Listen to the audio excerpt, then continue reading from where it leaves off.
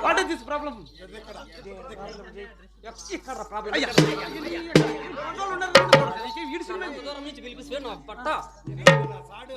సాడు నీ కర్రు నోట్ల సాడు నీ పొందుకు నా ఉచ్చల పోయా నీ నెట్టి దివానికి నా ఉచ్చలు నీ కాయలపై నా ఉచ్చల పోయా